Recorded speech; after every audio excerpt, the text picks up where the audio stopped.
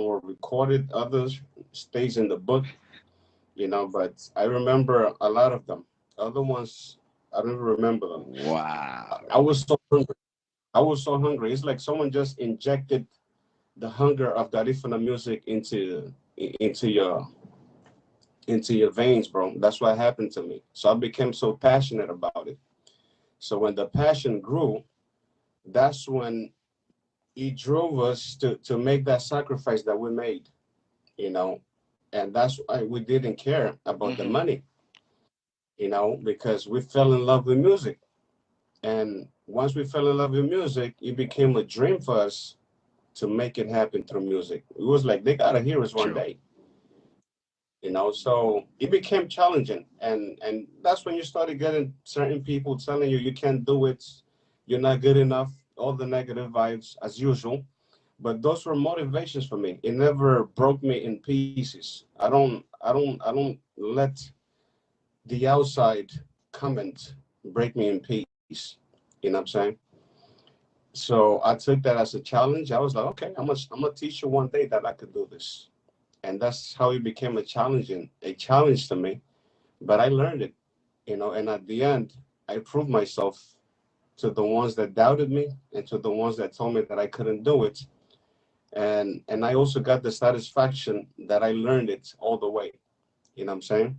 I sleep writing and making music. Even in my dreams, I was getting music. That's how passionate I became about it till today. So this is it. This is a therapy, bro. Music is freedom. Wow. Wow. Wow. Wow. It's freedom. So Randy So was your manager. Eh, Yo, Randy came a long way. very, very long way. And we're still connected. It is crazy. We're still connected. We both grew. He always had his mind was more advanced than us. He's seen something that we didn't see then. You know what I'm saying? So his vision was way high up there. So when he used to speak it, he sounded just like you crazy. We don't we I don't know what you're talking about. We didn't relate to it then, but the guy already had a lot of knowledge. Everything that's Randy speaking today, he already learned it way back. He's a guy that was seeking for information, hungry for information to get the business aspect right, copywriting, all this stuff about the music industry. Randy was so hungry in reading about it, and he was the one that taught me how to legalize my own music, how to copyright everything.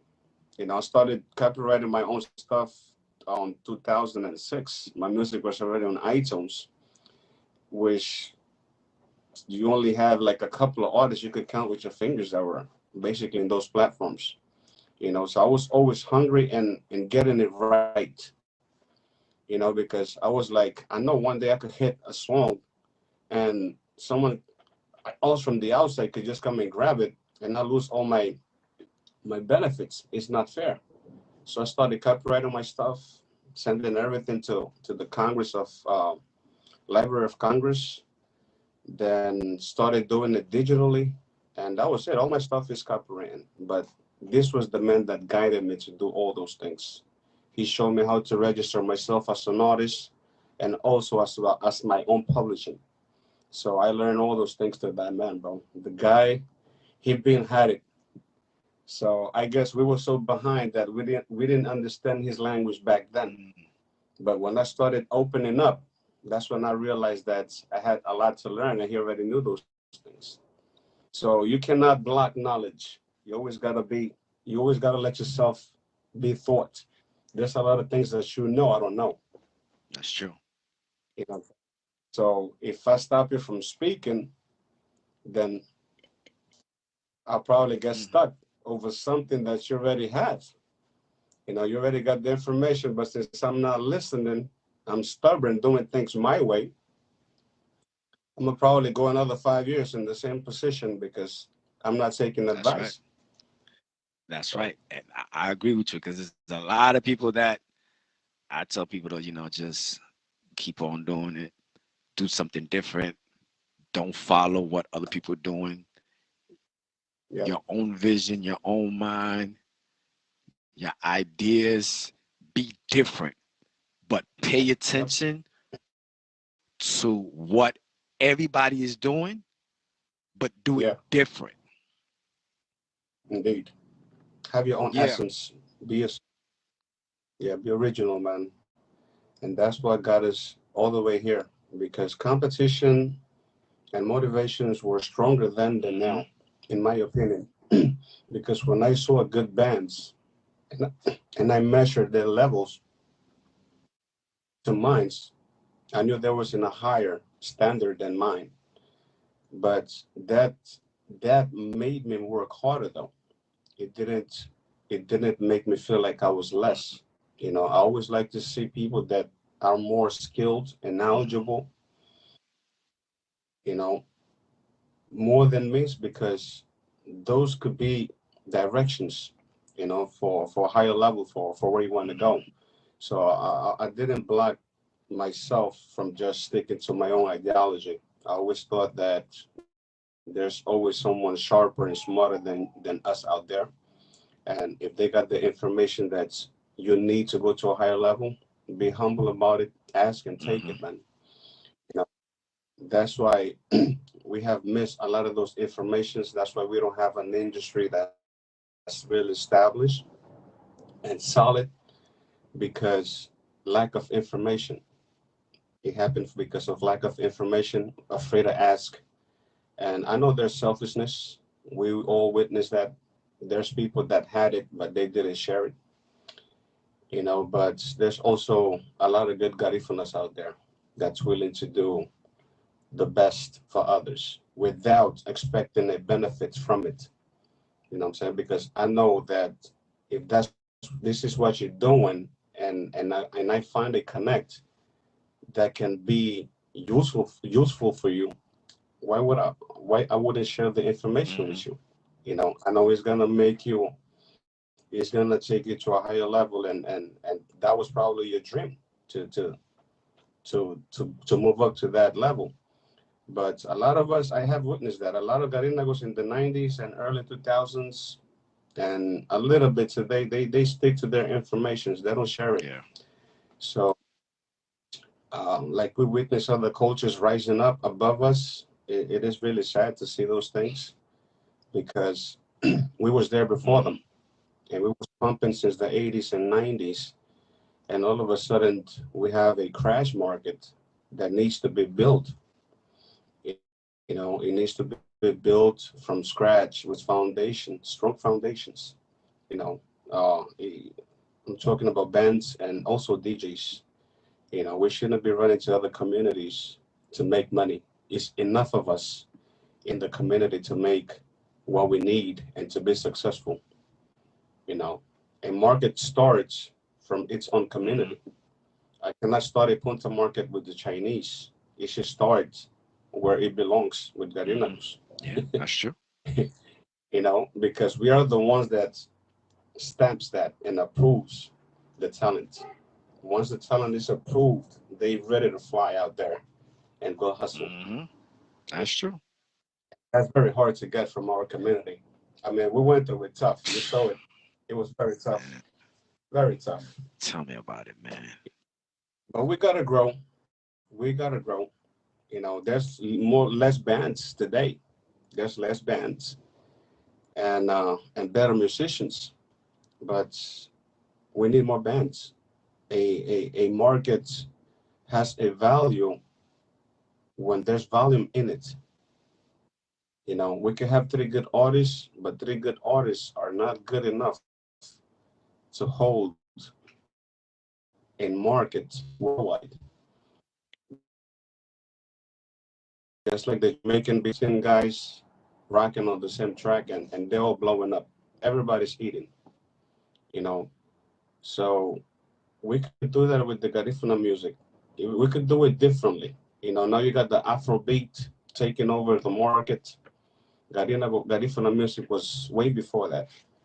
It was already on television before Afrobeat.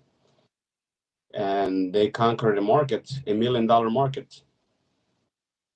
Professional music, videos, marketing. and investors. So it takes a lot of discipline besides talent. We have a lot of garifunas with talent, but we need more discipline. It's very important. You know, you could be nice, but if you don't have discipline, you limit yourself from growing.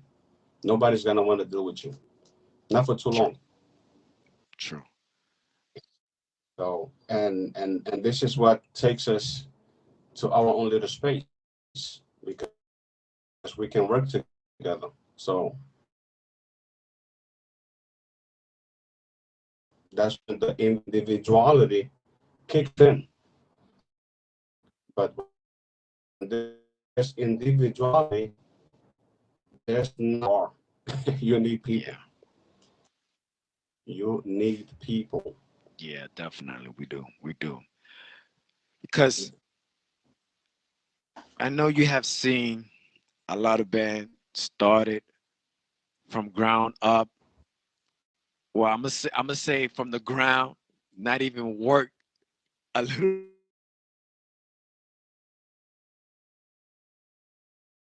up to to the top. What was the mistake you think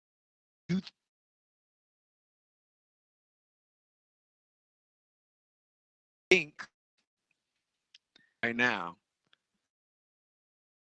So listen up. Yeah. Cause thinks Yep. that I used to tell some of the band members, I can point what you're doing wrong and what you're doing right. Yeah. And I learned my lesson to keep my mouth shut because when you tell somebody the truth, they can't handle the truth. Too So personal. what I tell them is, you're gonna learn, and when you learn, and when you remember that you have failed, Yeah. just think of me. Just remember me that I said that to you. Yeah. Um, Yep. but what is the problem with most of the groups that started and then didn't go nowhere for like 2 or 3 months?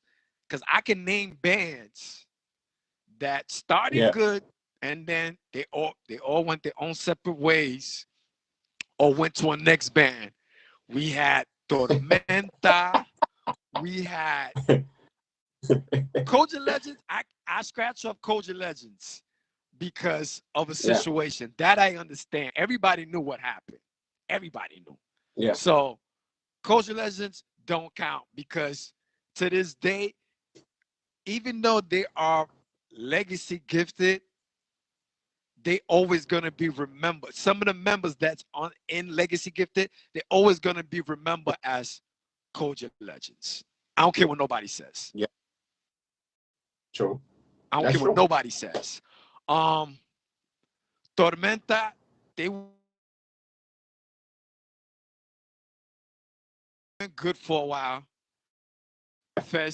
he went on Manifest and just disappeared.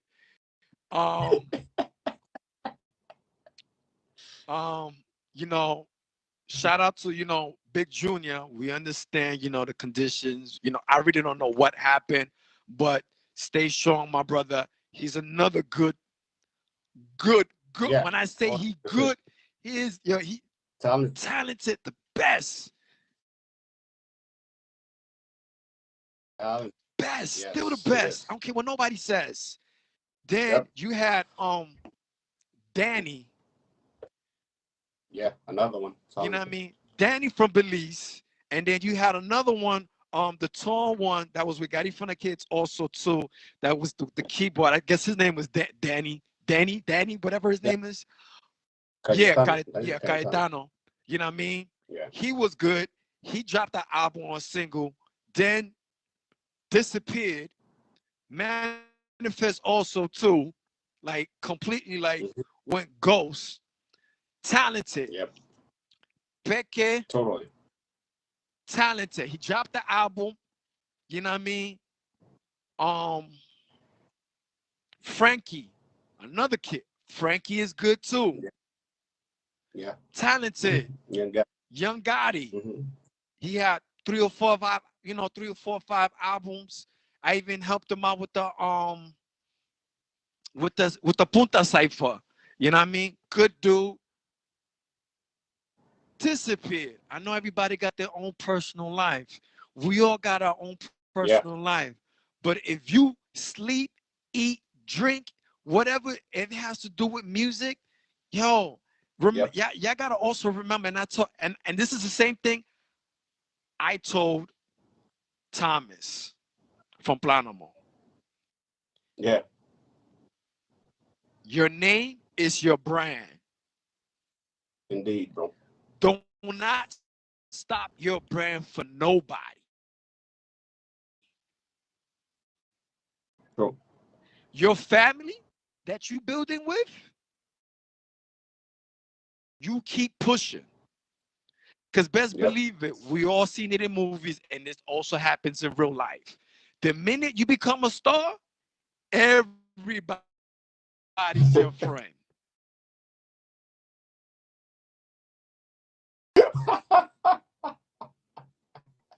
Yeah. So Yeah.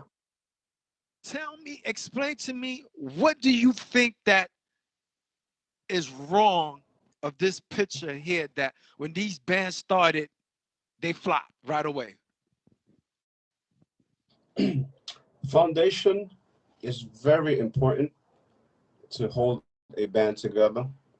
Everybody has to be on the same Mm, vision.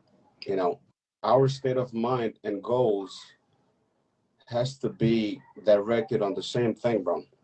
If we all are looking on different things on that same boat, then it's gonna split. You know, if everybody was to play their role, Alex, things would be easier. You're a singer, stay on your mic. You're a bass player, play your bass. If you're a keyboard player or a drummer or got it from a drummer, stay on your instrument. You know, that's your skill. But when you try to be the guy from the back, trying to be the front man, then you want to do the rest of the instruments. That's when things gets out of hand and out of place. You know, and one of the reasons why I feel like the rest of those bands are didn't hang for too long is because there was lack of support. One, you know, and second, a lot of them grew in into becoming a man and a family man. And but I believe if the market was strong to be making money, even though you have families, this wouldn't set you apart from it. You know what I'm saying? Because there's room for success.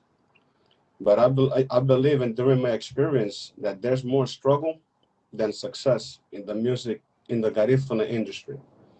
You know, we hanged because of the love of the culture and music, and because we were fighting to rescue the little bit of of of of the of the things that we can also, well, we could have rescued and managed and passed on to the new ones that's coming behind us. It's not a lot of support. I remember putting my flyers on Third Avenue with Alex AC. We didn't have so much money to make a poster, so we had to put at least 30 flyers in one box to make a poster under the cold, freezing weather. So that was on a Friday.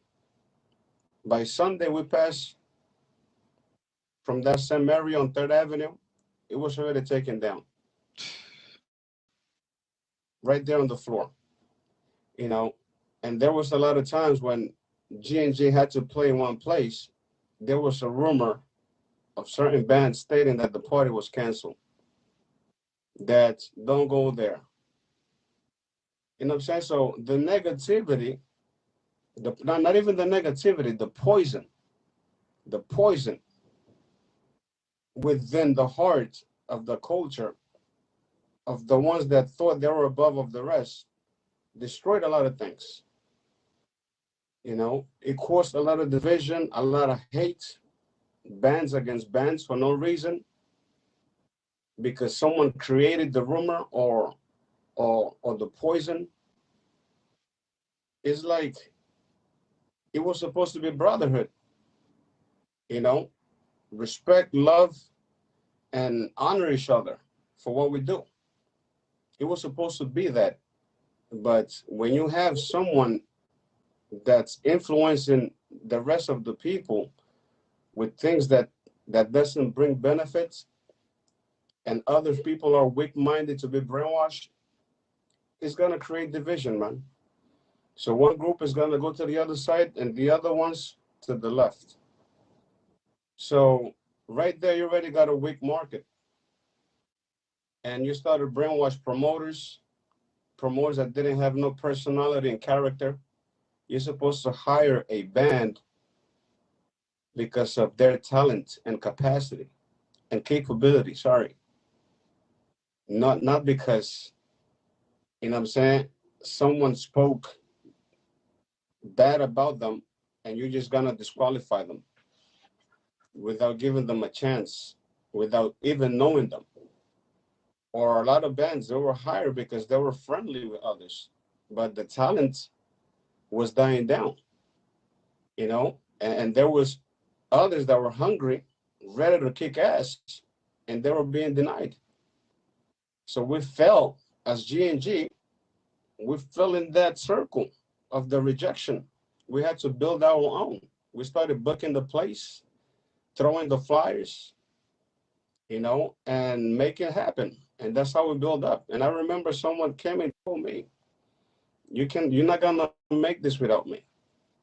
You need me. That's what the person told me.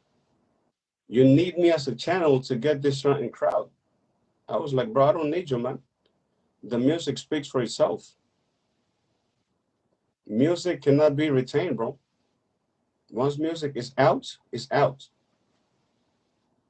No, I mean, we can stay here till next day talking about this because I lived so much and witnessed so much. It's not a rumor. I heard it with my ears. I seen it with my two eyes. You know, the negativity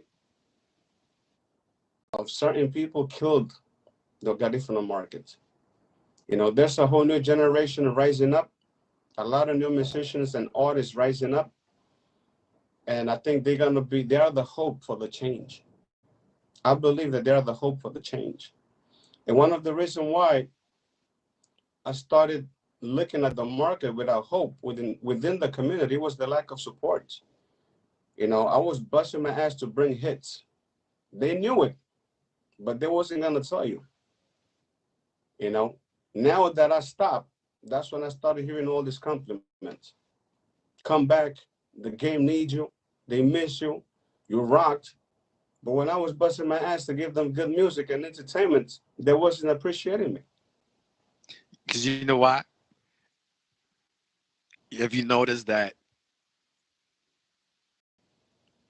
And I wish death on nobody, but it's like you fade away, you died, and you came back. Yep. So I'm noticing now it takes somebody to die to become a hit star.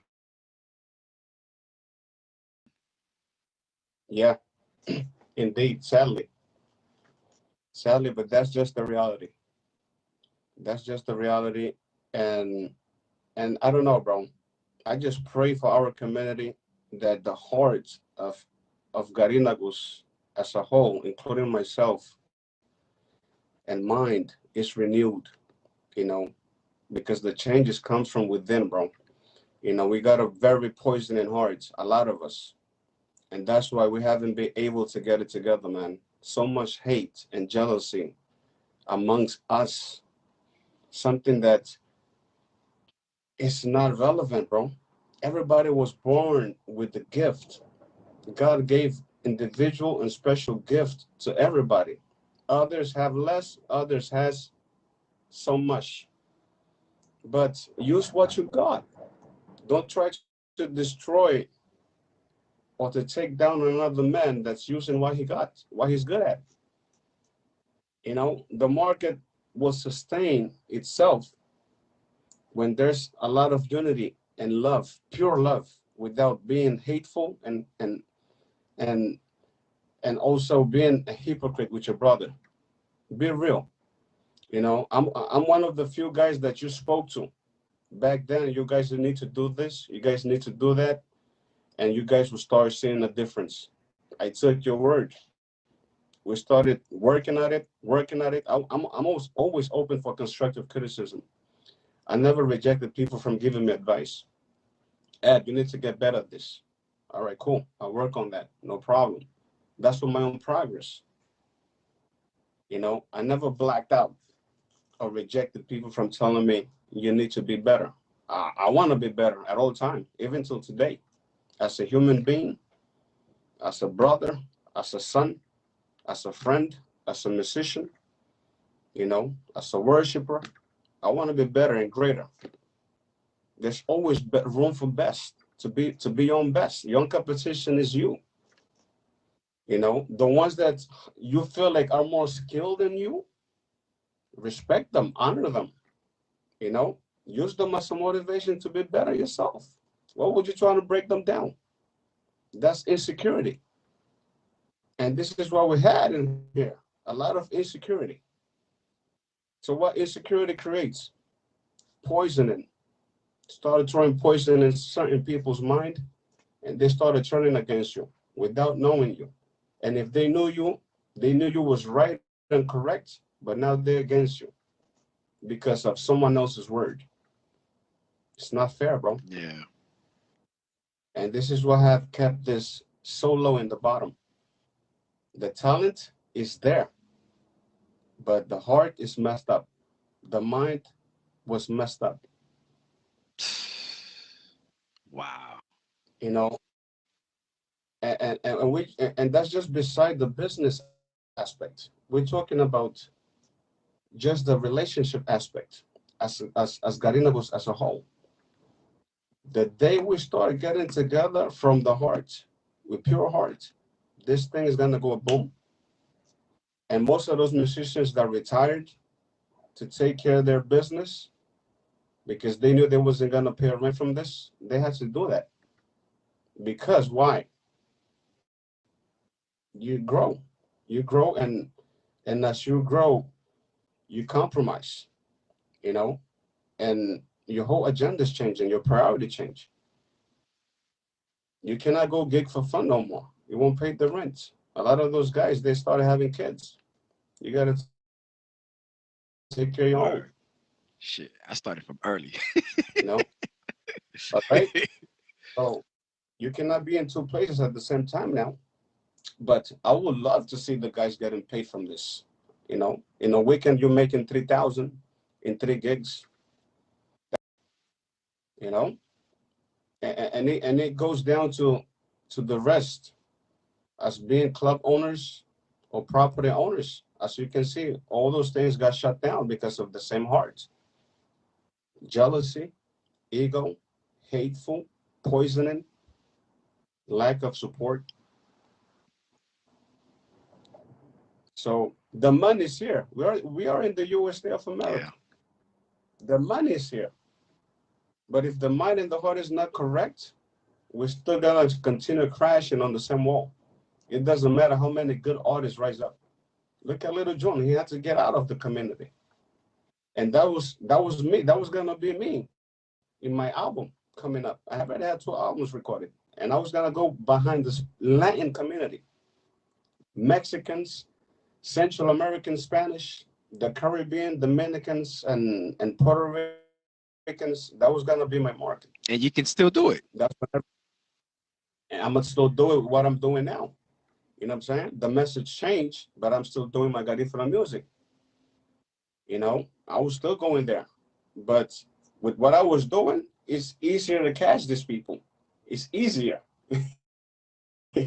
People don't want to listen to a lot of conscience or spiritual music.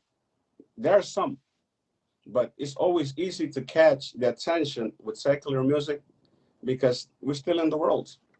A lot of people lean towards that easier. You know, as you grow and mature, you want to listen to something that's going to teach you something. That's gonna speak to your spirit, to your soul, to your mind, educate you through music, which is gonna be always a great thing.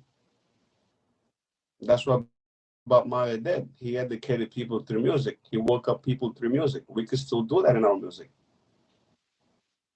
Not only Rebane, we have a culture that survived, that came from struggle. So we have a lot to speak about. Right, right, right.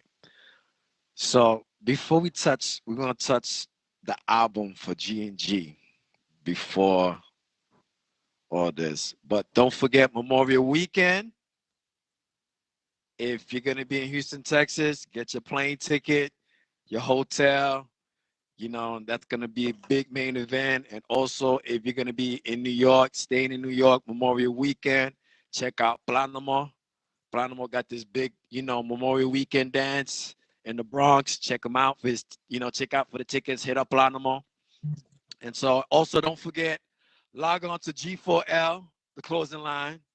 Got for life. We got them shirts for the ladies, men's. We got the kids coming up also too. Just check out the closing line, Got for life. That's me and Ronnie Martinez. Just check it out. Eddie from G&G, you said something about you dropped an album. Was that the first album or was that the second album? Because I could, if I'm not mistaken,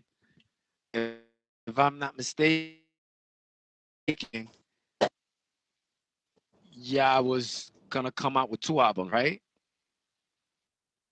We dropped the struggle 2004. Then we dropped like 3 or 4 singles in 2007 or 8. And it went viral for that time. You know, Noche de Sexo basically took over. And then I started working on my personal project in 2010 as a solo artist. So I was supposed to drop that album in 2011 or 12. So I already had like at least 3 albums here, but I was gonna drop one back to back. 6 months, the other was gonna drop, and that's when I got a divine touch, which basically touched me to stop everything that I was doing. You know, a lot of things happened, man. Things that were so supernatural, and I couldn't continue. Then the last Pororos that I sung, it was Planamo song, our party. You know, even the Lord used someone that was drunk to put me like that on the wall. And I was shocked of the words that he said. He was like, the day you sing to the Lord, to the Creator, to the Almighty, He's going to use you for something greater. And He's going to do great things through you. He just left me in panic. I already knew what he was talking about because I had an encounter with the Lord in 2007. So I pushed myself to continue singing, but I couldn't relate no more to what I was singing and living at the moment. I used to see people having fun. G&G was rocking hard, but my my spirit or my desire was no longer there. It was just a thought of the past that I used to enjoy. But at that particular time and in that present time, I was not connected with what I was witnessing. I had a touch from heaven, bro, and that changed my whole life. It was in a time when I was going through trials, personal trials, and I was like, and I, God, if you are real, show me who you are. So that's when he just manifested to me. And that was 2007, but I was fighting that for years, bro. I fought it for years till 2014. That's when I gave it all. That's when I chose to stop everything. And I was like, you know what? I'm going to serve you and do your will. So I'm here now. My message changed. It's no longer me singing about myself. I'm I'm basically praising. the ones that wakes us up every day in the morning, that gave us the privilege to breathe the air, that gave us the privilege to be human being, you know what I'm saying, and to be free and no longer a slave, and not just in flesh but through spirit. So I'm living a spiritual life. Everything changed. So I'm speaking about how great he is, of the things that he have done in my life, and how great he is for having mercy on us every day, you know, unmerited mercy, because a lot of us are not good and God's still good to us. So this is the message that eddgng is speaking today, you know, but I would have wished that I would have, I wished back then that the market that I had in mind to conquer took its course. But one thing I could say that with all conviction, I had my good times. You know, I had my good times. I started traveling back home. That's when I started seeing the other picture, the other side of the coin, of the reality of the Garifuna music and what it could be. You know what I'm saying? I was basically performing in front of thousands of Spanish people. I got one of the clubs in Barrios overloaded. You know, I took it to its capacity and more. And one of the fancy ones. And who goes to those clubs before? You know, big artists, international artists, even from Mexico. And that whole journey, Alex, opened my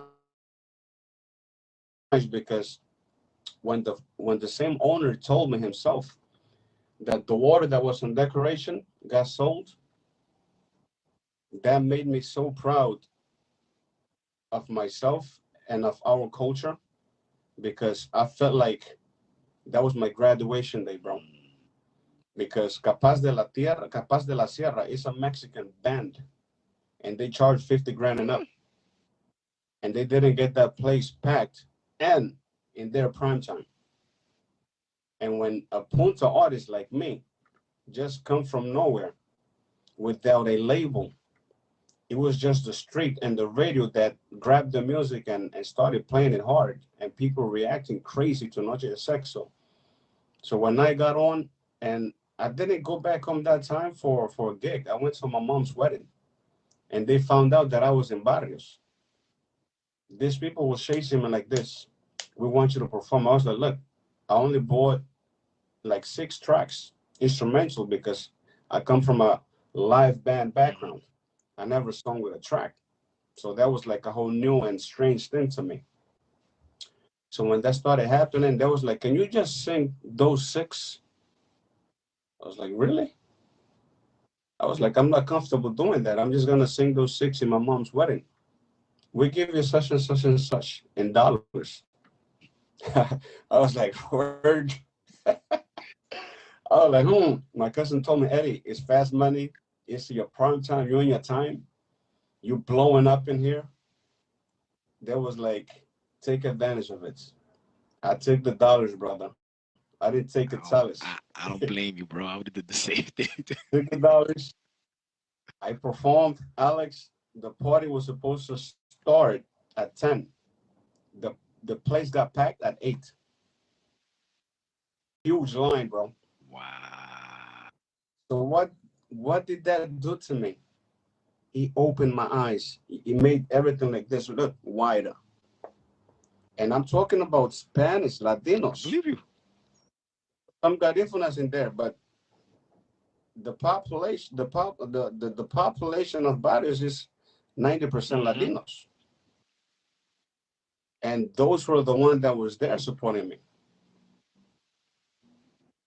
Bro, it was crazy. So from there, in a different time, I went to the city. I didn't pay for no radio station. I didn't pay for television exposure. Everything was just handed to me right there because of the impact of those songs. You know, I did it with my brothers from G&G. You know, I laid down the idea to Kev. We started producing it right there. You know, and that was it. The rest of the team put their input, and it was a hit. But God knew what was coming. You know, that was the benefit that I got through my whole career and my struggle. It paid off with that track. You know, so when I was on national television, I got a half an hour of performance on a high end national television. They never had a Punta Garifuna artist on those channels.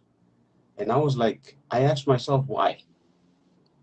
Alex, when I started performing, the audience, the phones were blocked. So that's when I realized, he opened my eyes that is possible. This thing is possible. This thing is possible. Garifuna music conquered the world. Our rhythm is powerful, it's touchy, but we have to have discipline, passion, love, effort, pure heart to work with each other. No envy in order for this to work. Those are the five elements that be retained in this whole movement. The envy,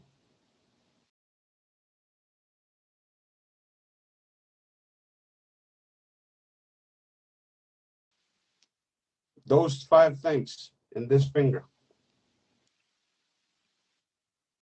That's what be holding Garifuna music backwards. Why I said that? I already witnessed it and lived it, and I also continue watching it with the Honduran Spanish band live enough from our music. Why? It's not because they're better than us. They are more organized and disciplined. When you talk about discipline to Garifuna bands today, they don't want to hear that word.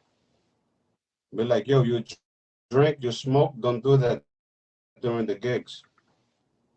Let's present ourselves professional. Do that stuff before. You're selling an image in the market. It's not only music. Garina needs to learn that. You're also selling a image. So an image always gonna speak about you more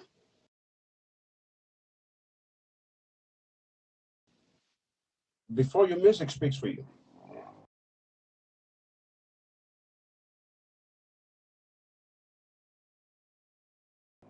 It's how you present yourself. I learned that with white people. Presentation is everything. You could be whack after. But Garinagos need to learn that. Stop bringing your own personal desire and feelings into the business. You know, live what you usually do if you have this.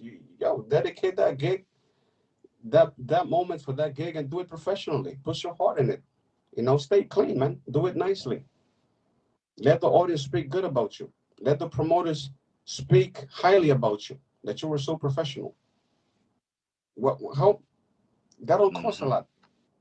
It is very simple. But we have the mentality that we got to be accepted the way we are. That's not the way it works. If I'm investing in you, you better sell me what I'm looking That's for. right. Otherwise, I won't put my money on you. That's right. Look, this is what I want in order for me to sell your show. That's right. No, no, I see so much. This is the way we are. F the people, really? You don't see these Dominican merengueros and bachateros, how they dress properly, Tell me about it. ready for TV. Why? Because the mind is there. They're going for the bigger picture. Hmm. Definitely. And it was always in my heart to get out of the circle of Third Avenue because I always knew there was something better. I started playing in in before we finished as a band. We started gigging with the Spanish Honduran out of New York. We started doing gigs with cultural gigs in the U.S. with white people. And I started those little things started opening my eyes more. I started seeing the impact of Garifuna music in different cultures. Because on that same stage that we shared with those bands, you had professional salsa bands, guys that read music. Their impact was good. But when we got on and when we got off, the crowd was crazy. And I was like, and we all saw that. The guys witnessed those things. I was like, look, it's good that you're seeing it with your own eyes because that's the future. You know what that means? That there's hope. There's hope to make it. The music is already contagious. Mm-hmm. Now you got to market it, invest in it, and it's gonna be well. Wow. Yeah, it is gonna be Yeah, I well. believe. You know? And working with each other, helping out each other, it should be the motive. Not telling the other guy, oh, don't help him because his stuff is gonna sound better than yours. That's selfish. That's insecurity. Definitely. That's So insecurity. much insecurity. You know how many bands I lend my musicians to them? My instruments. I was like, yo, you need it? Here, come and get Never, it. You need my bass never player? see. They was like, I don't know if I could get to him. I was like, yo, don't worry, I'm gonna speak to him. Get my boy. I was like, yo, do me a favor, man. Go help those boys. I don't want them to look bad. But if we all have that same intention and action, we would have been more advanced. But we are hoping and waiting for someone to fail. So that's why we haven't been nowhere. Yeah, and that's the sad part about it. That's the sad part about it. I'm waiting for you to crash. Really? What type of human being I am, man? What does that make me? To look forward for you to crash. Because they ain't doing nothing. They're not doing nothing with themselves. So they just gonna pick. They're gonna pick it out And on they somebody. totally in control. It is crazy. It is crazy. I've been through so much in this. I've been through so much in this. I could talk about it with all conviction. I cannot make nothing up because we was really stepped Yeah. on, kicked, you know, and we didn't do nothing to deserve that. Yeah. It was just all ego, selfishness. But I'm still standing. Even though I'm doing gospel, I still sound. I still sound. This music is gaining, reaching out to new listeners and wider audience. Slowly, but it's guaranteed because God didn't call me to sit down. He said He's gonna do greater things through me, and I believe that word. So that means I'm gonna reach nations. It's gonna go higher, you know. But I bless the ones that's still struggling. I wish them luck, and I always said it. In any advice that I can be helpful, just like I do with ecstasy, I'm always willing to give it from my heart. I want them to succeed. Right. You know, I want Little June to succeed, to continue succeeding.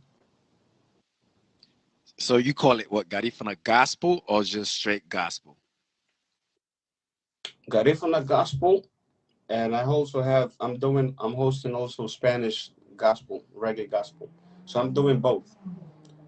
I'm doing both, and soon I'll be doing some more soca and reggae and Afrobeat gospel. So since I was always been all around those sounds, you know, it has been an influence, musical influence in my career.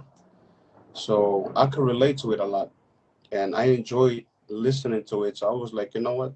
Let me just put conscious music in this, spiritual music in this. It's gonna reach out to the new generation.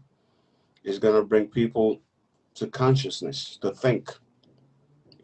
So we can reevaluate ourselves, where we stand in spiritually, who we are, what's wrong with us.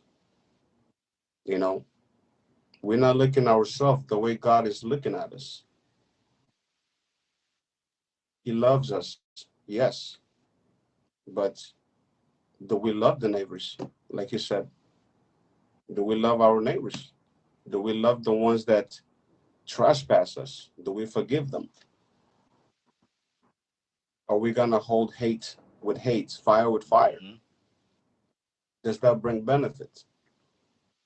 Right.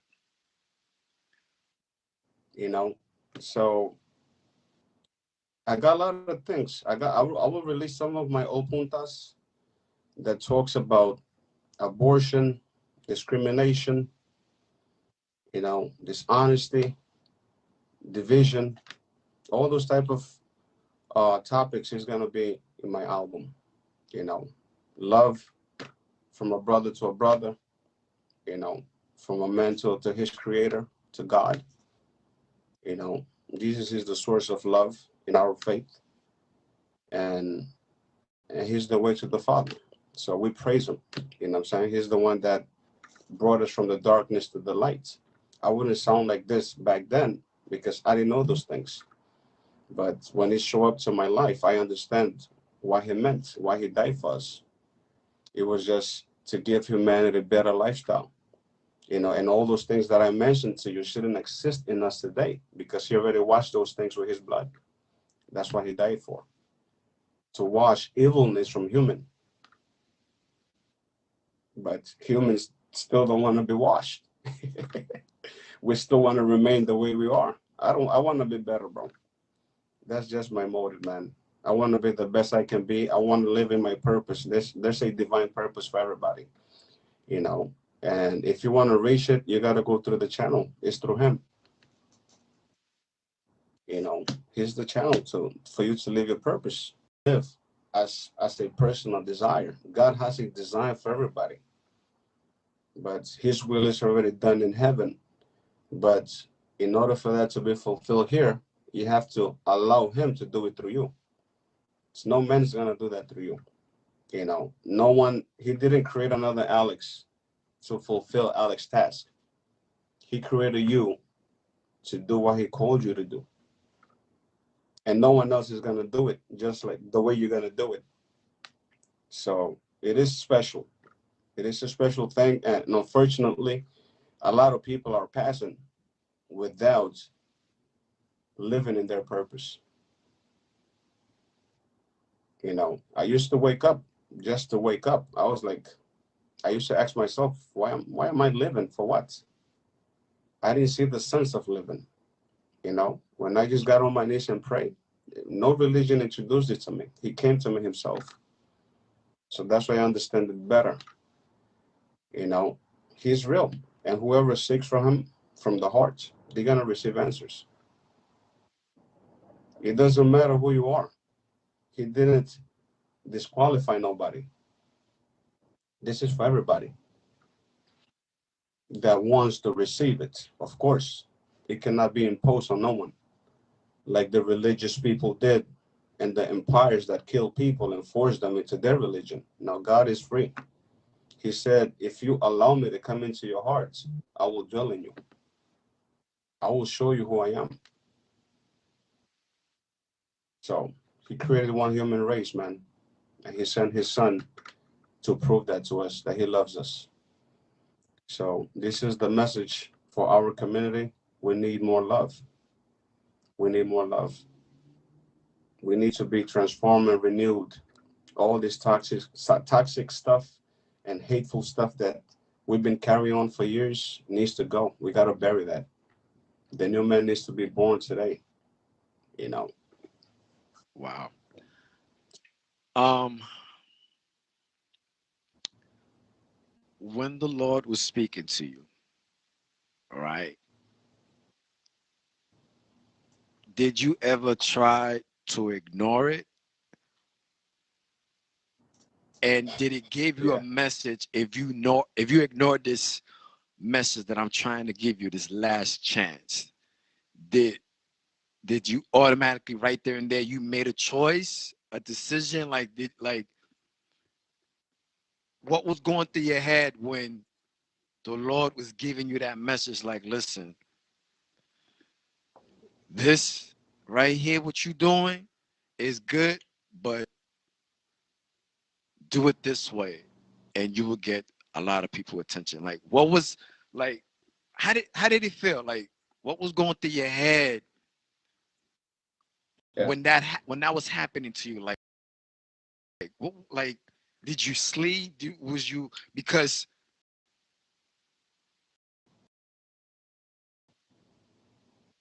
I see a difference from the '90s and now. Yeah. Yeah, in the '90s when we used to do parties, you wasn't sleeping, you was stressed, you was stressed about so many things because you was always hearing something. Now, the last time me and you spoke face to face was at Sandview Sandview Park, Yep. and you was a different Ed. You was a different Eddie, and before that, I even missed one of the sport of the year. If I'm not mistaken, it was 2019 or 2018 in the Bronx, in Webster, and Brook Ave. Yeah. Yeah, man. Well, that's a tough question, and it's good that you asked it. Um, when he spoke to me in 2007, basically everything that I used to love then and desire was wiped out without me knowing, because I asked him if he was real to show me who he is, and he did that, and that was on a Friday, and that was in a Friday in July in the summertime, you know. And I was like that. I was tired of living the way I am, no direction. A lot of people wake up into nothing. They don't have no direction in life. They just live to live. That's why people commit suicide. They don't have no reasons to live or to live for. And they could be with children and everything, or with wives. But there's a part in human being that only God can fulfill, Alex. That's why he created human to be, so they can depend on him in some things. He still respect our free will, but there's also an area that this world cannot fulfill for you. They will never make you complete, to use those terms. So I was at that stage. So I was like, this is it. This is all I got. This is who I am now. What can you do for me? Show me who you are. So what happened was, then when I went to service that Sunday, on that same weekend, as soon as I got to service, when I sat down, the Holy Spirit came inside of me. I heard that name before, but I don't know what that was. A lot of time people just read it, but they never had the experience with what they read. They never lived the spiritual side of that book. And what happened was, during that time, I started shaking, bro. I felt like I was burning inside, like I had flames, like I was in fire. Started shaking, and when I touched my pulse, my hands was cold. Then I saw my tears was coming down. It looked like it was glue tears. I was crying, and it marked my face. And when I touched it, it stretched so long like this. The hell is this? I know my tears. No one cries tears like this. I never seen one. But me witnessing myself living in that moment and that heavenly power over me, I was like, this is not normal. I knew it right away that it wasn't normal, but I didn't know what was going on with me at that particular time. I was shaking with that presence. And I was like, well, what is this? I just see my whole body. So I couldn't resist that presence, because that time I was going through stress, depression, everything was falling apart in my life. And I didn't have no other, how would you say it? I didn't see no other better option.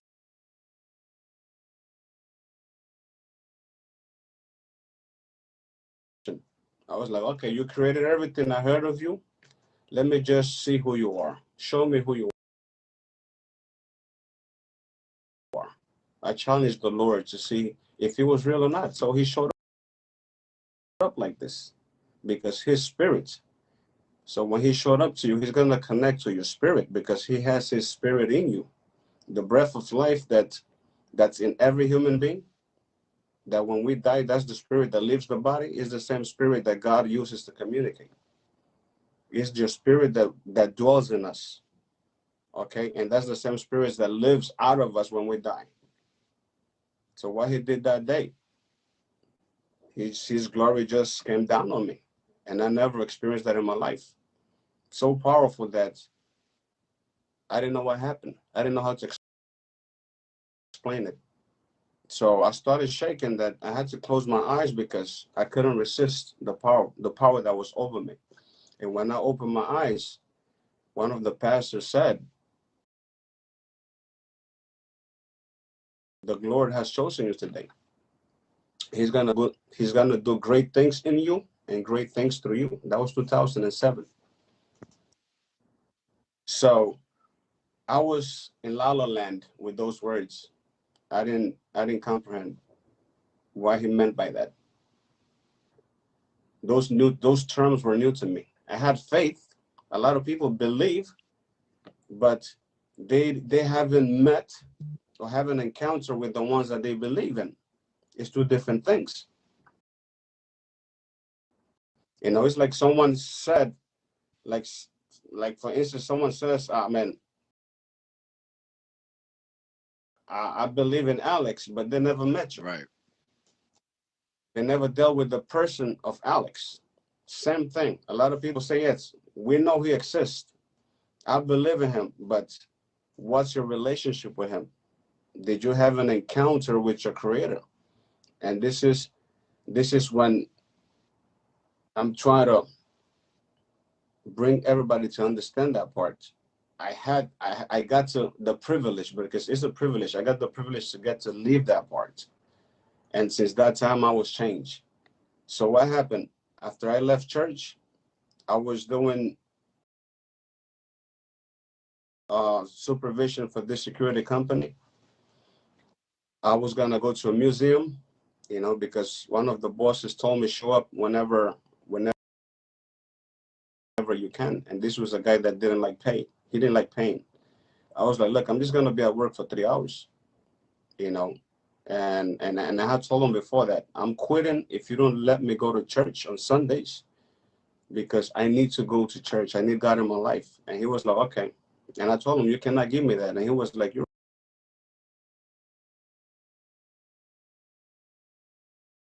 right. I cannot give you that. It's an Italian guy. He was like, how can we work this out? I was like, look, I got to be at the service at 11. I get out of there by 12:30. And I knew that he was going to tell me a no. But that day he said yes. And I was shocked. I was like, what? This guy don't like pain. Not even a race. He don't like giving. And basically, I'm just going to work 3 hours and I'm getting paid for 8. It didn't sound reasonable. Right. Then, when the service finished, I had like 3 missed calls from one of the supervisors.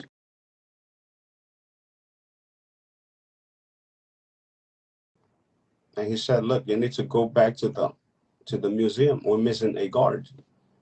I was like, look, I already told the boss that I get there when I get there, bro. So I'm not going to rush. And what happened when I was taking the train to 66th Street? Tears was coming out of my eyes in front of people. Boogers all over my mouth, bro. I was like, what the hell is happening to me? What is this? Crying, you know? I was like, but I heard the word of deliverance, but I never knew what deliverance was. I never lived it. So that was my first time being delivered from whatever I had inside of me. I was being purified in my spirits. I was being cleansed. And that's what God did with me. So when I got to the museum, I checked the perimeter. There was 5 guys. So I called the supervisor and I told him, look, there's 5 guards in here. Why are you rushing me for this? He was like, what do you mean 5 guys?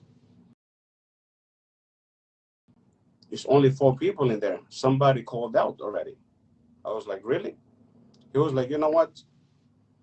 I want you to get everybody's name and call me back. So I passed the list. I knew the other 4 guys, but I didn't know the 5th guy. So I called him back and I gave him the names. He was like, so who's the 5th guy? Do you know him? I was like, I never seen him before, but he's dressed just like us. He had our uniform, so he belongs to us. He was like, no, I don't know him. I was like, look, we're not going to fight over that, but the site is covered. And he was like, so what's his name? Joshua. Joshua, Jeshua in Hebrew is the real name of Jesus in English. That's what the guy said. His name was Joshua. But I didn't even know what that meant. I don't know. It's like you go into just normal things is happening. You just don't know in the moment what's happening on that particular time. You started to realize it after. At that particular moment, everything seems to be normal to me. All right. I checked the whole site. I waited for the guys to get the brakes. He was the last one that I sent. And I sat on the lobby. I started shaking in the lobby again with that same presence. My whole lungs were hurting, bro. Tears coming out of my eyes. The people that was visiting the museum was just looking at me like, this kid probably got hurt or beat by somebody. But I was crying. My eyes was coming out without my permission. Boogers were still coming out of my nose. And I didn't understand then. But this guy was the last person that I sent for his lunch. And when he came back, he only shook my hand and told me, thank you. Peaceful and quiet. And he went back into the museum. So he just looked at me. He never said a lot of words. So, and I told him, have a nice day. I went back. I went home. My tour was done. So when Monday comes, the owner of the company calls me. And he was like, Eddie, who was that 5th guy? I was like, what do you mean? There's no Joshua register in my company. I was like, what? Like, are you kidding me? How did the guy look like? I was like, he looked just with our uniform. Really? I was like, yeah. I was like, let's just wait till Wednesday and Friday. I don't think nobody's gonna go work without claiming that check. So we use that as basically the last stop for the situation, because I'm not gonna go to work without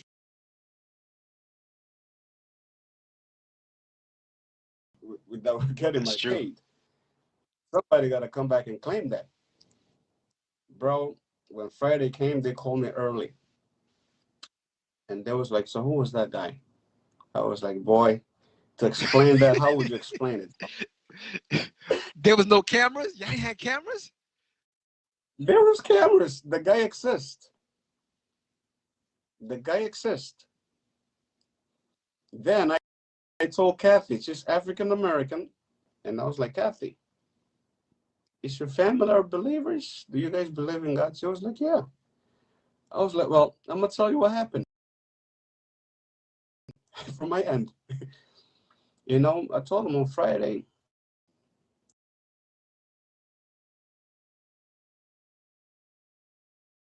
I just got on my knees, in my living room, and I just started praying, asking the Lord to guide my life, that I was tired of living the way I was living, that I needed something more, that I needed to get to know him, that I didn't have like no other reasons to be here. I didn't see nothing for why to continue being alive. And I told him that if it's real, so he could show me his power, so I can know who he is, so I can start trusting and believing in him. That's what I said in my prayer. And all of a sudden, I come in to bump into this guy, and I go to church. I receive the baptism of the Holy Spirit without no one touching me. As soon as I walked in, somebody entered into my body, and I just started shaking and being in flaming fire inside, and outside I was cold shaking. Everything was weird, out of normal. And all of a sudden, I end up seeing this guy at the end. And now you guys is telling me that he doesn't exist in our company. I mean, I'm bugging. What is this? And she was the one that came into the conclusion. She was like, Eddie, who did you see? I was like, who? You saw the Lord. I was like, what? You think it was him? She was like, yes. The guy was tall. It's not the white man the Catholic Church paint. He was Middle Eastern tone, Indian hair, Indian hair. And the eyes, till today, I can't describe it. I never seen an eyes like that in my life. The guy shook my hand, and I saw something powerful in his eyes. And that was 2007. I left that company 2014. And basically, we're talking about 13 years now. That person didn't exist. No one came back to claim that check. So what happened after that?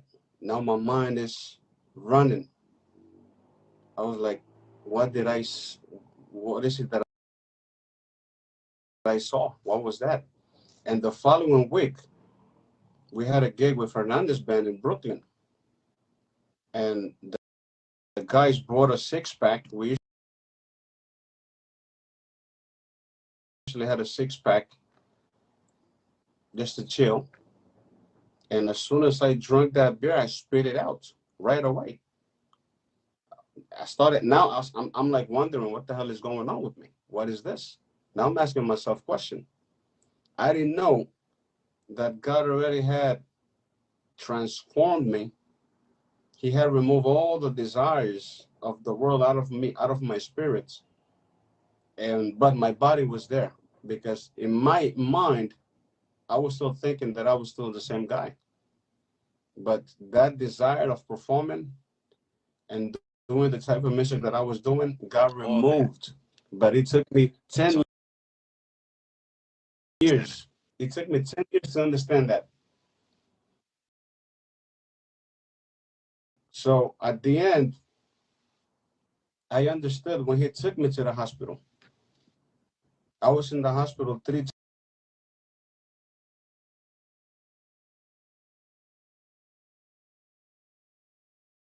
times in a week. I didn't feel my face. I got white. Then my left side became numb. The third time I ended up there, I was dragging my feet. I wasn't feeling my left side. So that's when God spoke to me in the hospital.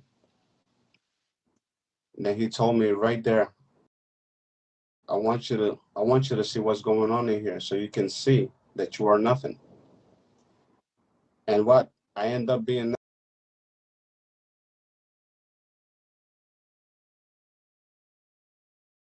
next to someone that were being pumped right there, fighting for their lives. Family crying, shocked of all the things that I witnessed in emergency that day. And God spoke to me there. I want you to see this and witness this so you can understand that you are nobody. So what that made me be more humble. When you're in the hospital bed, bro, and the doctor doesn't find nothing on you,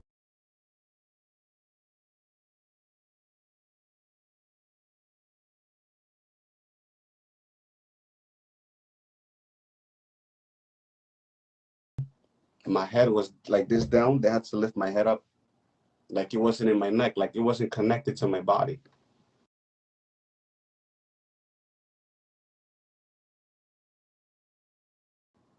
My whole face was white. My mom was crying. I was like, don't cry. This has to be something from above that he allowed. You know, I'm not afraid of dying, but I didn't want to die without going.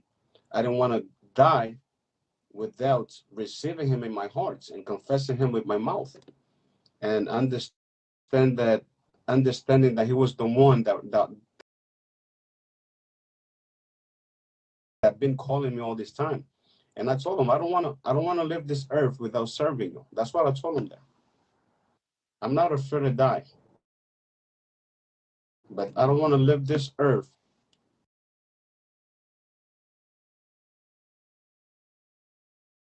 without fulfilling my purpose and without serving you. So you get me out of here. That's what I told the Lord. I'm gonna serve you. And that's it. I'm not gonna look back. That was 13, bro. That was 2013. And I still released some tracks, but I was not the same. And everything that I was touching, it was pumping. That was the bad thing about it. So that made that basically back into the environment. Even though my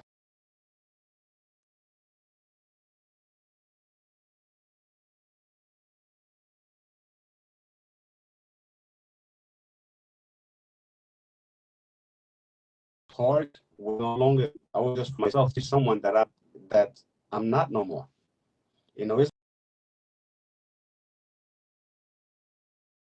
in the memory and the brain of this computer, and you put a new one. You see how big God is? He could do that to everybody, but you won't understand it. That's how powerful those things is.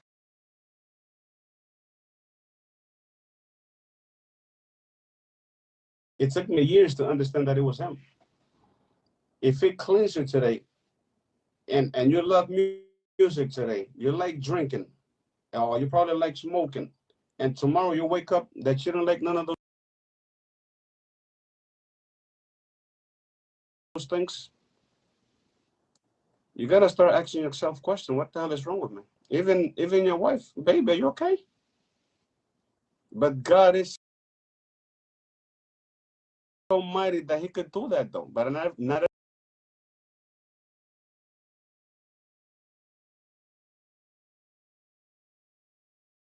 everybody's gonna understand that wipe.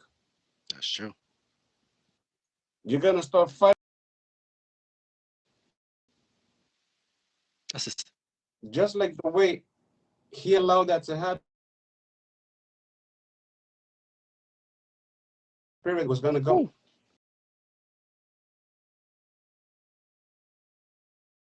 In the presence,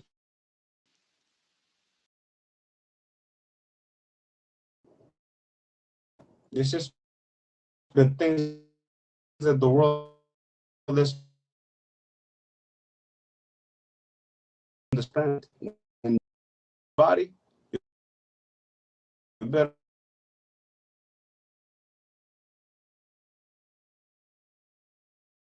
make that choice. Alive, you better worry.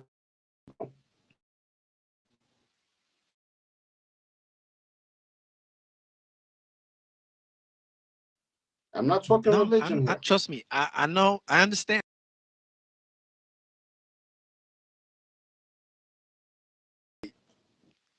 Not only my mom's had to witness Yeah, me going to my mom to say, "Oh, mom, call 911," and I was like, "Don't call 911. I'll be all right. I got this. I'm gonna make it." But the way I dropped, it felt like somebody was just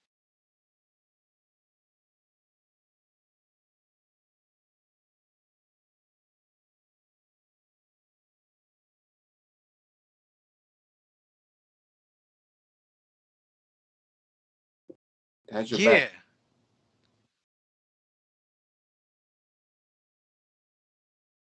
understand you. I didn't.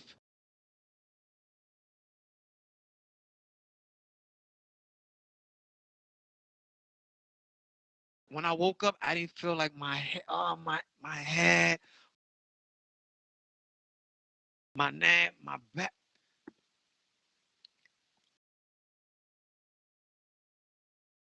I was in the ambulance. But matter of fact, before the ambulance, the fire department came.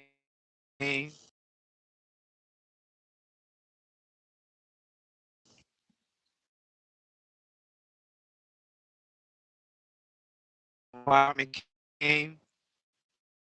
One lady.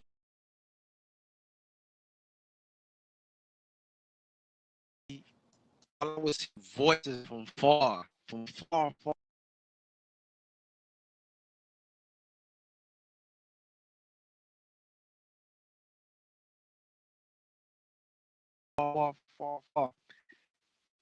They asked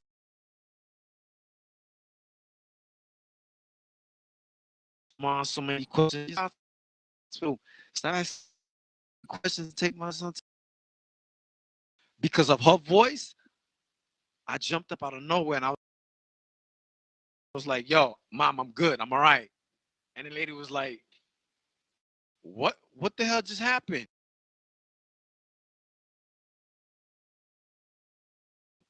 She didn't feel no pulse, nothing. She checked my wrists,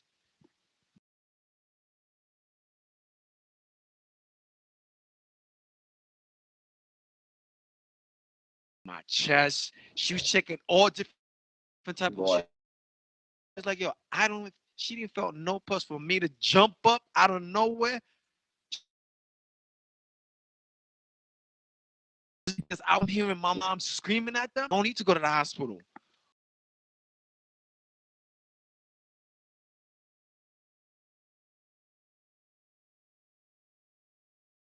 Boom! I dropped again. Next thing you know, I'm hearing from far. We need to take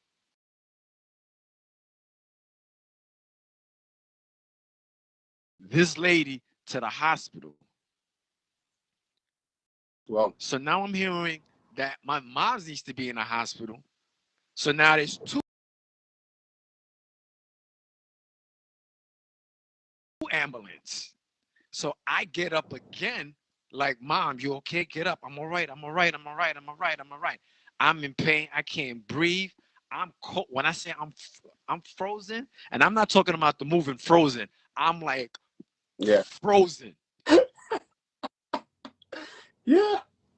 And I feel. I'm like, "Mom, I'm okay. I'm all right. Talk to me, mom. Talk to me. Move your fingers if you hear me." She hears me. They're like, "But sir, you need." I said, "Don't worry about me. I need to make sure my mom's is okay."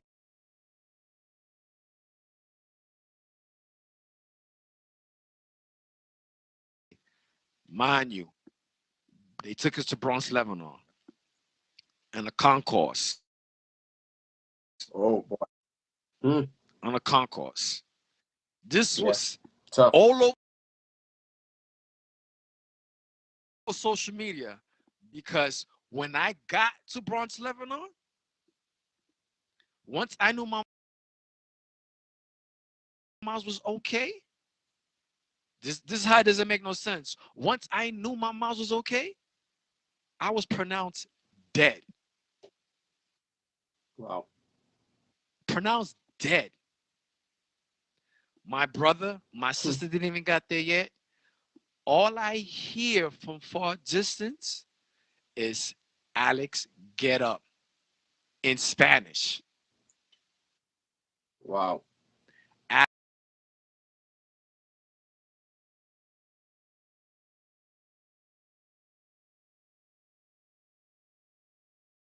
Alex, get up in Spanish. And then I heard was Pedro, levantate. And I woke up because my middle name is Pedro.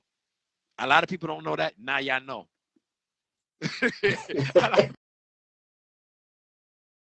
You don't know that? Now y'all know.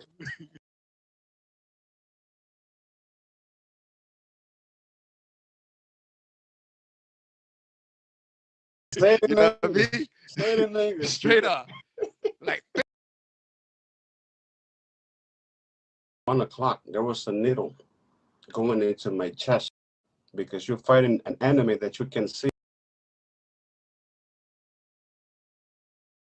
That. You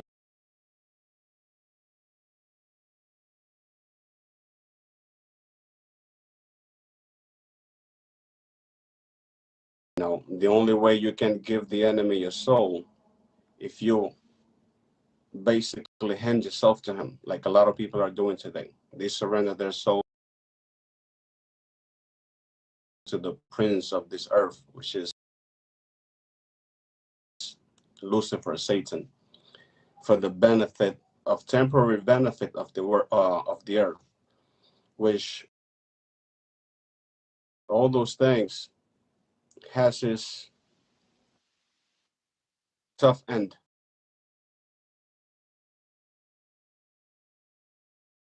Sad ending, but there's a price for those type of people to pay to stay with those temporary benefits.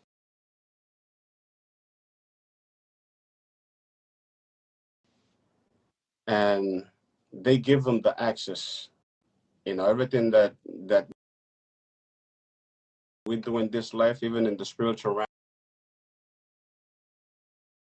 Bro, I was basically almost collapsing again. I just felt behind me something moving.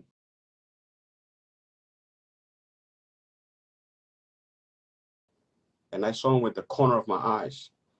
And I just started rebuking him. They are real. They're looking for a body to dwell in. But in order for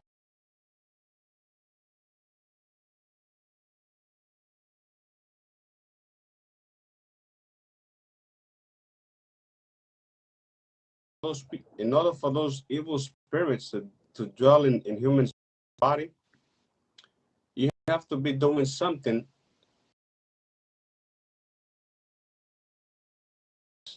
What happened is that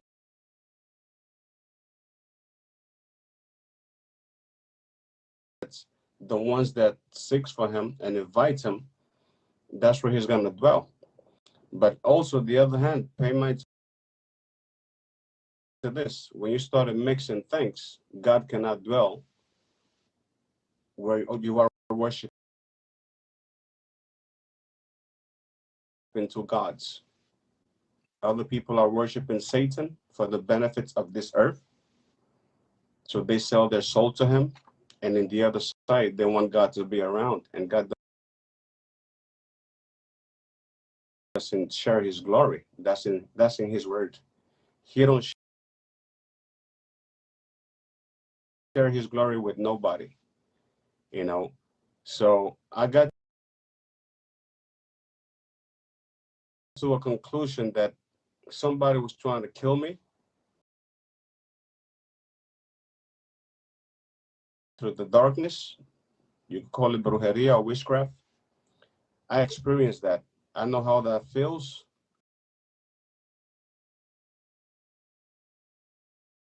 I smell it when it's being done to me now. God gave me the discernment to smell it. I could dream it when it's being done to me.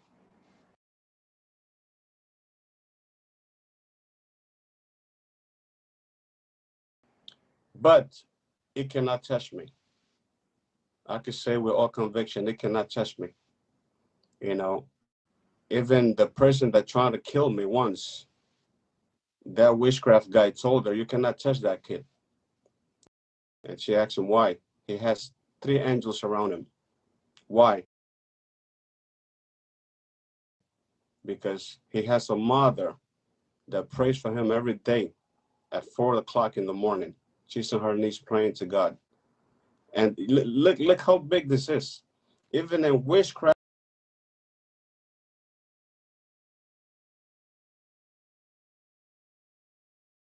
can see my yeah, angel. I know. And a lot of the times, the people in church cannot see your own angel, and they're supposed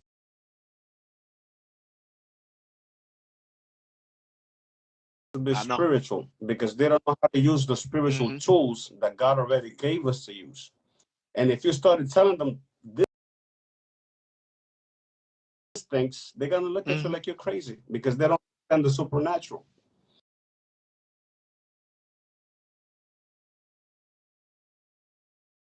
You know, so this is my advice to Garinagos. And one of the reasons why we are stuck, my grandmother was from Trujillo.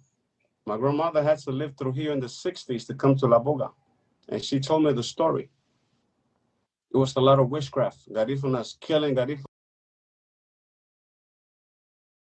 to Oh yeah. brujerías. So a curse that we have, that we carry on from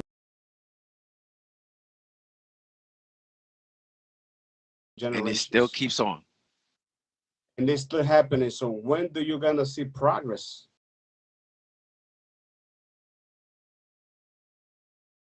If you have a percentage of women and guys killing another brother through darkness.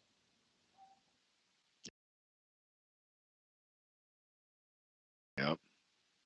This brings, you know what this brings? It's not a blessing. These things bring Mm-hmm. curse, generational curse. Stay away from. I don't know what you're talking about. You know exactly what I'm talking about.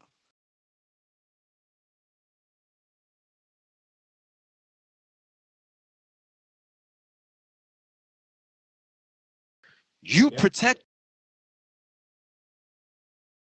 A lot of people envy you for no Mm-hmm. reason because you move the way you move and you smart about it. Because we big. What your great grandmother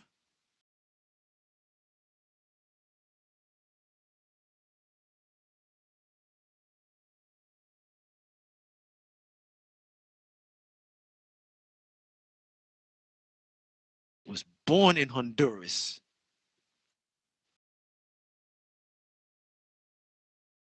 but Mm-hmm. raised in Guatemala. Wow. You're a mix.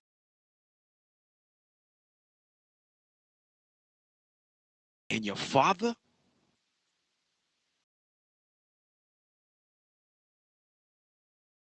you know what happened to him. You know exactly what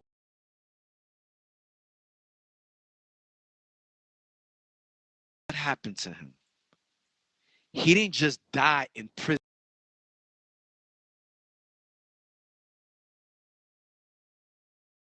just like that. I didn't eat no more. When she said no,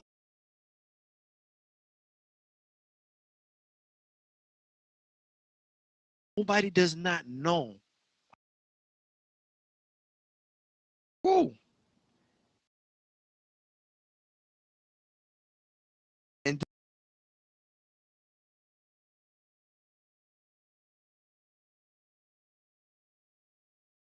then when I started,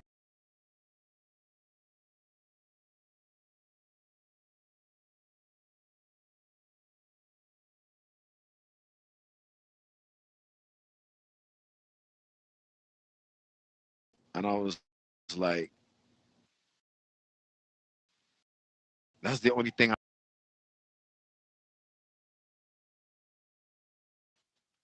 in and out.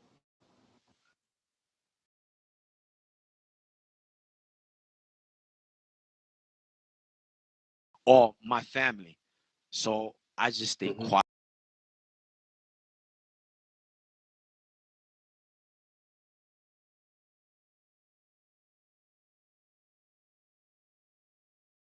and I just keep it moving and just mind my own business.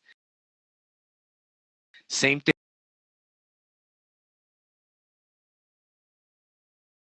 with Marion Hill, Lady Saul.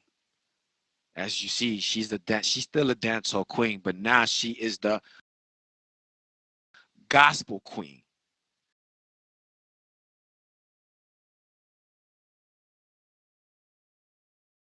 Yeah. She's a minister Yeah. now.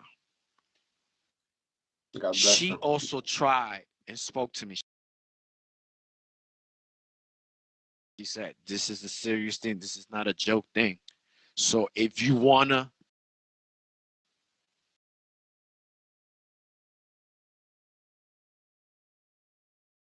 be a part of this, you have to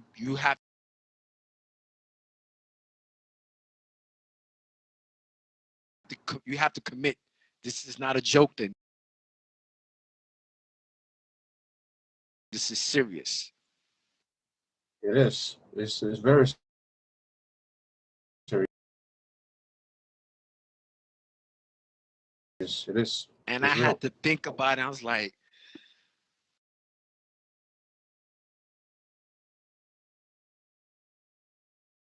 like, yo, I don't know. I love my music.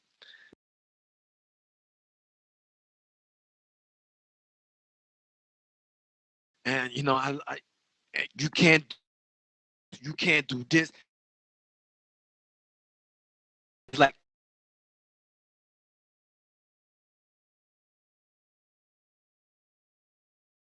it comes to this.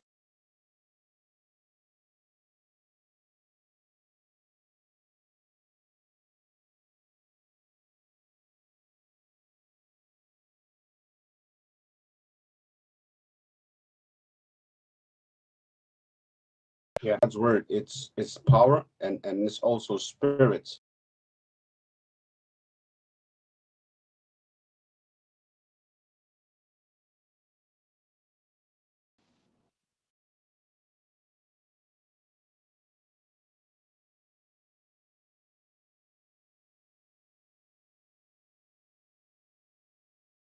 So he's not gonna present a lie to you that looks ugly. Everything that the devil is gonna present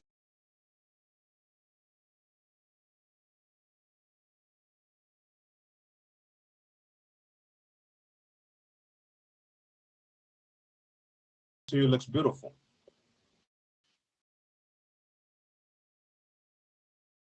Why? Because he wants you to deceive you with it, so you could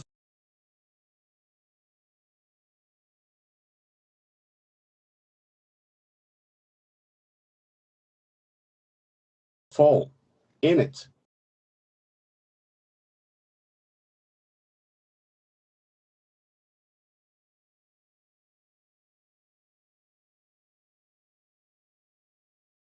That choice to commit, and I was in my prime time, blowing up in the community, and I felt like I was going for higher. Why? Because I was ready for it, and I bust my ass to do it. I was ready. I worked hard for it, and I was like, "This is it. This is gonna change the whole Garifuna market." I ended up doing two, and I left. When I got here, I just got on my knees, man, crying like a baby, and that's when he spoke to me again.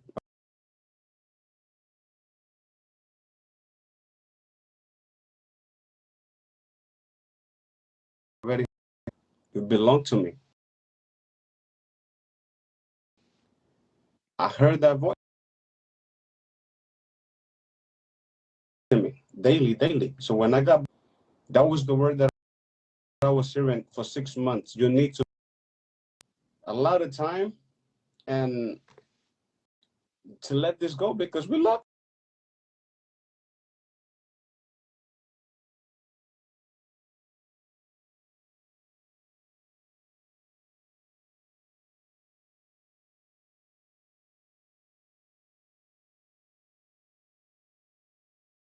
this. This is what Yeah. we do. It's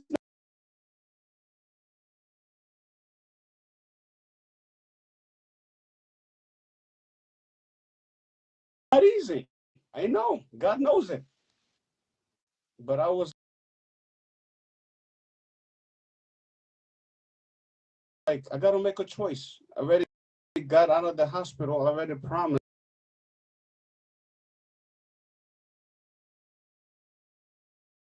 Because someone told me the creator,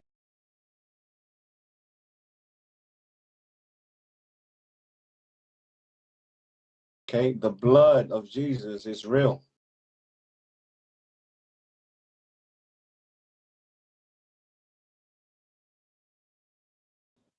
All these things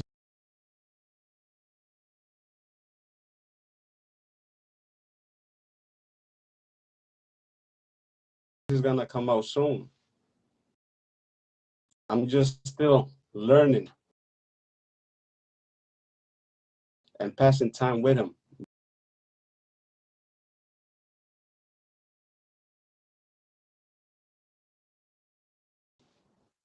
A change has to happen in your life.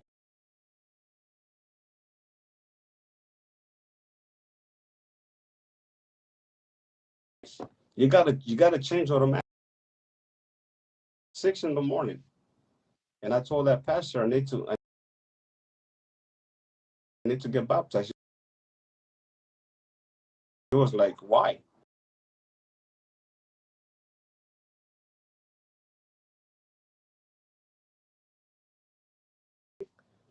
I went to the room, dressed up,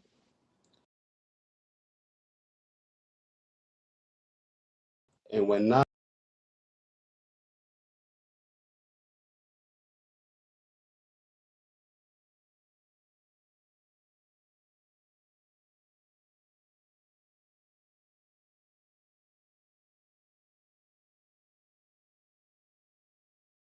got thrown in the pool,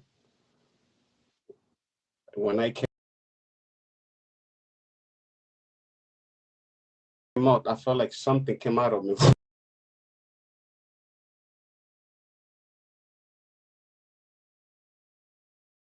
This was the sound, like an air, and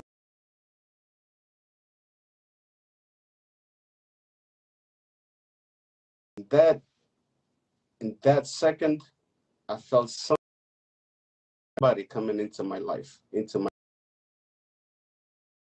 body, and I started shaking.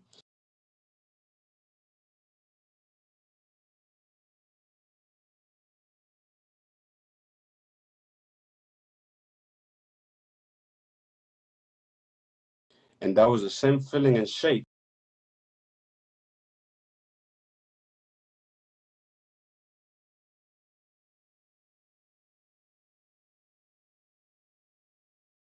And he'd been calling me, but I kept resisting it. And there's a lot of people out there resisting this. Don't resist this. This is for better. This is for you to, when you leave this body, to go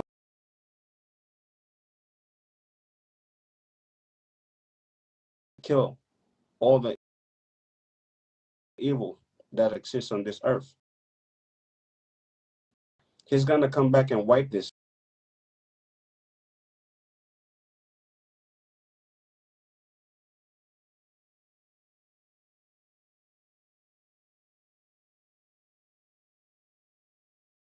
I didn't accept him neither.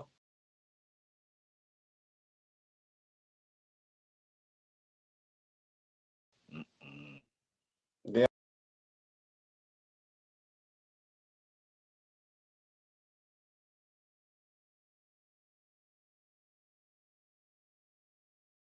make the perfection. You said it. I didn't sound like this in the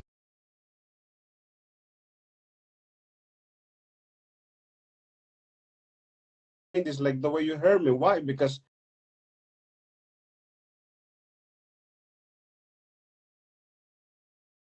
we still can get Yeah, along. sure.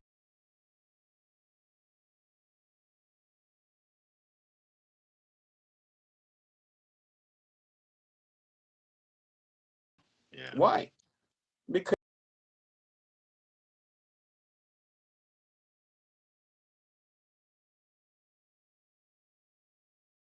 to the spirit and to the soul.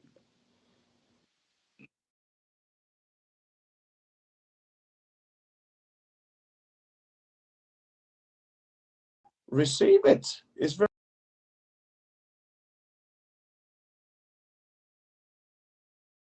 to do, because I know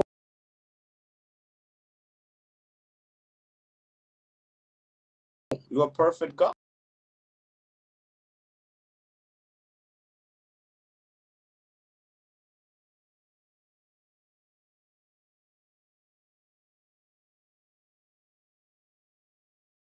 Was the harm in the past? A heart to love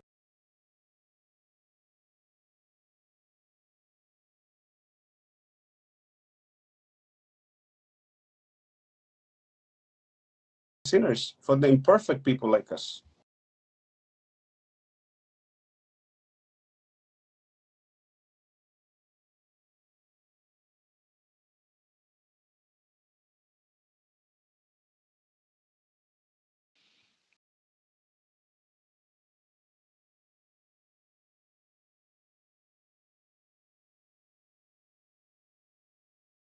Yeah.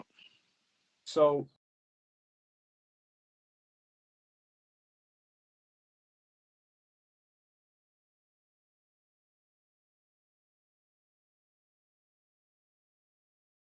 we got to get this thing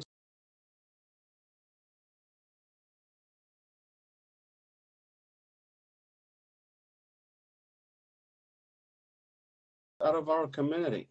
All these brujerias,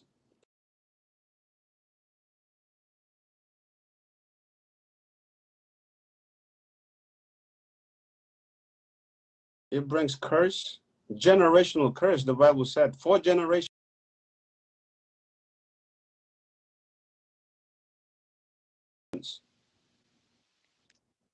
So that's a big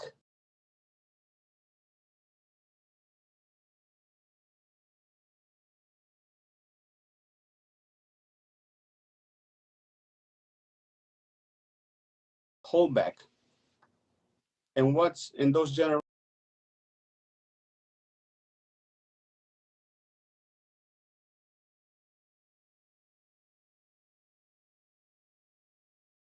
There's no peace. There's no love amongst each other. You can still see it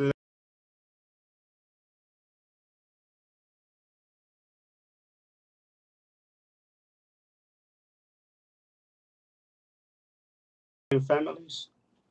There's a lot of resentments. There's a lot of hate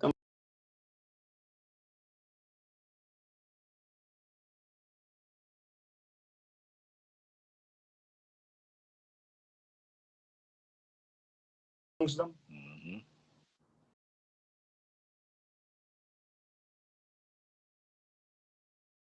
A lot of jealousy amongst them.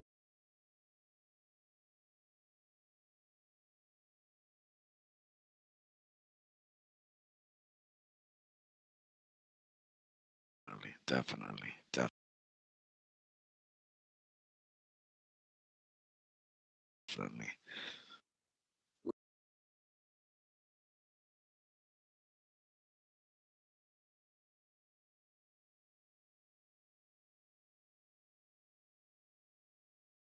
We got a long way to go.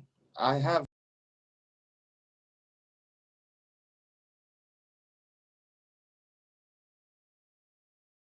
and if there's still people out there thinking about this,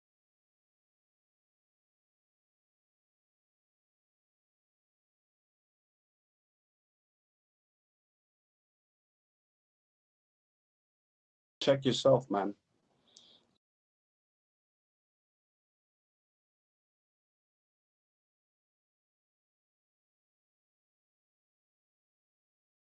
It's a good place.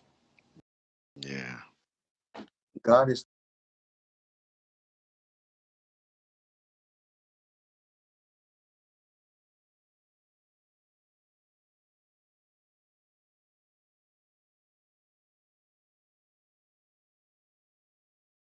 That out. And if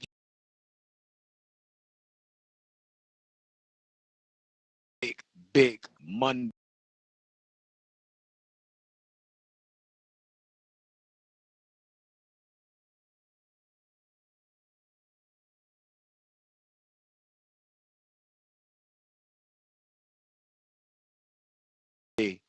Monday.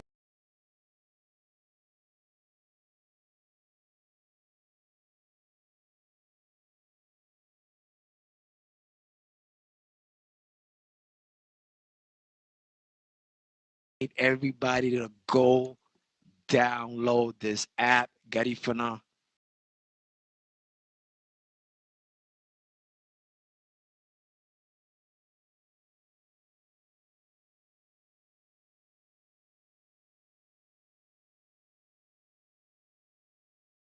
Star, that's DJ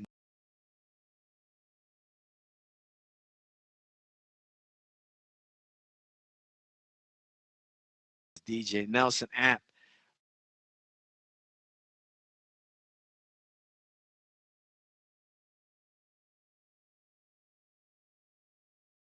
Wednesday, I will be having live all.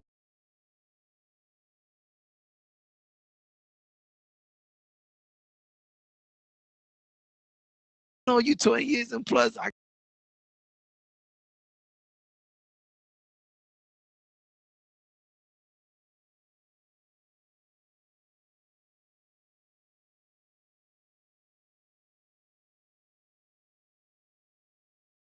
need to ask you.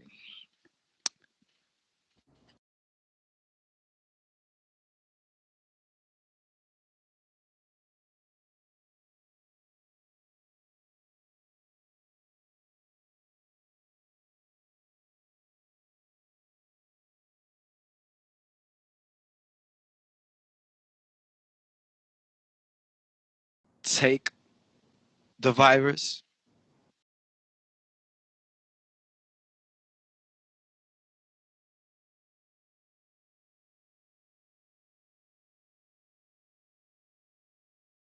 Or have you already taken?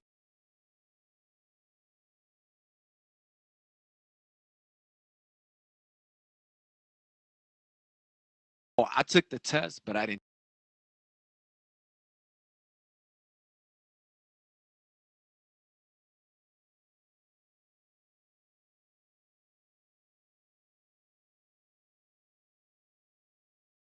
take the virus.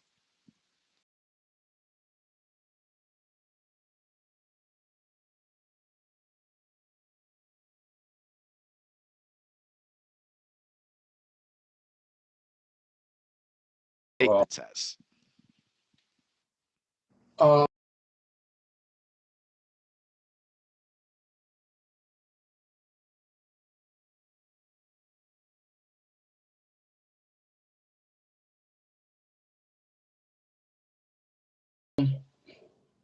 that